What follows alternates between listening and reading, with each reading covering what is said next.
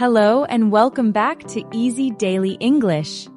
Hi everyone, we are so happy you are here with us today. Hi, Julia. Hi, Jason. Hi, everyone. I'm so excited for today's episode because we're talking about something that many English learners struggle with: how to talk to anyone in English. That's right. Have you ever wanted to start a conversation but felt too nervous or unsure of what to say? Maybe you worry about making mistakes, or you just don't know how to keep the conversation going. Oh, I've definitely been there.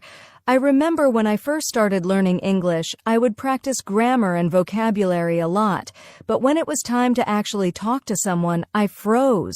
I was too afraid of saying something wrong. And that's so common. Many learners feel the same way. But here's the good news: you don't need perfect English to have a great conversation. Today, we'll show you how to talk to anyone in English with confidence. Yes, we'll cover why people struggle, how to overcome fear, simple ways to start a conversation, and how to keep it going naturally. Plus, we'll share some common mistakes to avoid and tips to end a conversation politely. So, whether you're at work, traveling, or just making friends, this episode will help you feel more comfortable speaking English with anyone. Absolutely. And don't forget to stay with us till the end because we'll also share a simple exercise you can do every day to improve your speaking skills. All right, let's get started. First, let's talk about why people struggle to talk to others in English and how to overcome those challenges. So, before we talk about how to start great conversations, let's first understand why many English learners struggle to talk to anyone in English. Julia, what do you think is the number one reason? Oh, that's easy: fear of making mistakes. A lot of learners worry that they'll say something wrong, use incorrect grammar, or pronounce a word badly, and then people will judge them. Yes, but here's the thing. Most people don't care if you make small mistakes. They're just happy that you're trying to communicate. Think about it. When someone speaks your native language with a few mistakes, do you judge them? Not at all. In fact, I usually admire their effort, but when you're learning, that fear feels so real. Have you ever been in a situation where you were too afraid to speak? Oh, absolutely. When I was learning Spanish, I used to overthink every sentence, and by the time I finally figured out what to say, the conversation had already moved on. Exactly. That's another big struggle: overthinking. Many learners try to translate everything in their heads before speaking, and that slows them down. Instead of focusing on the conversation, they're busy worrying about grammar and vocabulary. Right. And that brings us to another problem: lack of vocabulary. Sometimes people feel like they don't have enough words to express themselves, so they just stay quiet instead of trying to say something in a simple way. Yes. But here's a secret: you don't need a big vocabulary to have a conversation. You just need to use the words you already know in a natural way. We'll talk more about this later. Another reason people struggle is shyness and lack of confidence. Some learners feel too self-conscious and worry about what others will think of them. That's a big one. I used to feel nervous talking to native speakers because I thought they would judge my accent. But guess what? Most people don't care about your accent at all. Exactly. An accent is not a problem. It's a sign that you speak more than one language. That's something to be proud of. One more thing: cultural differences. Some learners struggle because they don't know how to start conversations in English. Maybe in their culture, people don't use small talk as much, so they feel uncomfortable making casual conversation. That's a great point. In English, small talk is really common, and it's an easy way to start conversations naturally. We'll go over some simple conversation starters in the next part. Yes. So, to sum it up, people struggle with speaking English because of 1. Fear of making mistakes, 2. Overthinking and translating everything, 3. Lack of vocabulary, 4. Shyness and lack of confidence, 5. Cultural differences in conversation styles. But the good news is, all of these challenges can be overcome with practice and the right mindset. And that's exactly what we're going to help you with today. So, now that we understand the struggles, let's talk about how to build confidence and overcome the fear of speaking. Stay with us. Now that we know why people struggle to talk in English, let's focus on solutions. How do you overcome fear and build confidence? Julia, what's the first thing learners should do? Great question, Jason. The first step is changing your mindset. Many learners think, I need perfect grammar before I speak. But the truth is, you don't. Mistakes are part of learning. Absolutely. Think about how children learn languages. They don't worry about grammar, they just talk. And people understand them. It's the same with learning English. The more you speak, the better you get. Yes, and here's a simple trick: focus on communication, not perfection. Your goal is to express yourself, not to sound like a textbook. I love that. And another way to build confidence is to start with easy conversations. You don't have to jump into a deep discussion on politics. Just start with simple topics like, how was your day? What do you do for work? Nice weather today, isn't it? Yes, small conversations help you feel comfortable. And another thing, practice speaking daily, even if you're alone. That's a great tip. You can talk to yourself in English, describe what you're doing, or even read aloud. It helps you get used to speaking without pressure. And if you're shy, start with voice messages instead of live conversations. Send a short voice note to a friend, or even record yourself. This way, you get used to hearing your own voice in English. That's a great exercise. Also, let's talk about body language. Did you know that how you stand and breathe affects your confidence? Oh, for sure.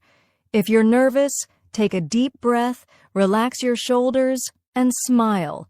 It tricks your brain into feeling more confident. I love that.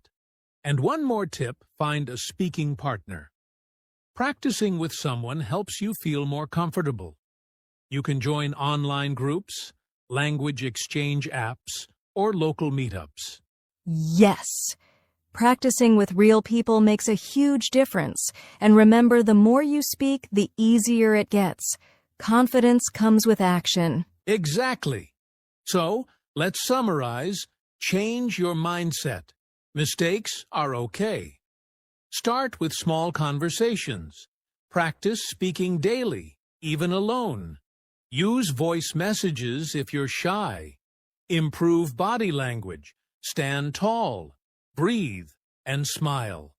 Find a speaking partner or join a group. Yes. So now that we know how to build confidence, let's move on to the next step: how to start a conversation with anyone. Stay with us. All right. Now that we know how to build confidence, let's move on to an important question. How do you start a conversation with anyone? Julia, do you remember a time when starting a conversation felt really difficult for you? Oh, yes. When I was learning English, I always waited for others to start the conversation because I didn't know what to say first. But later, I learned that starting a conversation is actually very simple. Exactly. Many people overthink it, but you don't need a perfect opening line. The easiest way to start a conversation is with a simple greeting. Yes, a simple "Hi, how are you?" or "Hey, nice to meet you" is a great way to start. Most people will respond, and that gives you a chance to continue talking. That's right. And if you want to make it even smoother, try using your environment to start a conversation. For example, if you're at a coffee shop, you can say, "Wow, the coffee here smells amazing. Have you been here before? I love this place. What's your favorite drink here?" That's a great tip. Another trick is giving a compliment. People love to hear something nice. You can say, "I love your jacket." "Where did you get it?" "Your English is really good. How did you learn it?" Yes, compliments are a great way to make someone feel good, and start a natural conversation. And if you're meeting someone for the first time, asking simple questions is the key. Oh, absolutely. People love talking about themselves. Just ask easy questions like, where are you from? What do you do for work? Are you enjoying the event? Exactly. And one of my favorites, talk about common interests.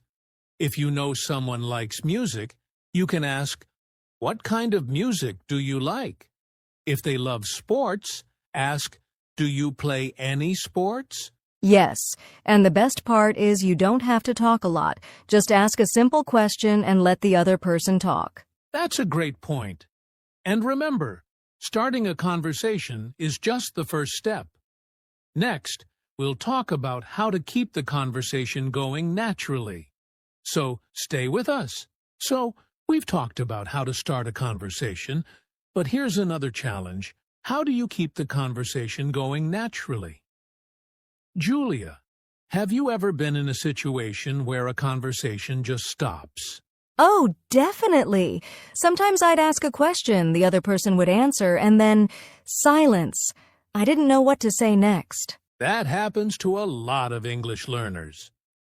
But here's the good news. You can keep a conversation going with a few simple tricks. The first one is follow-up questions. Yes.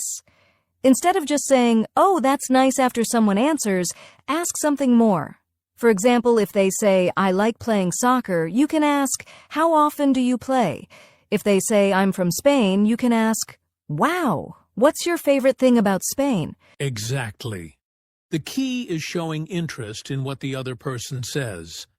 And another way to do this is by sharing your own experiences. Right. A conversation shouldn't feel like an interview. If they say, I love traveling, you can say, me too.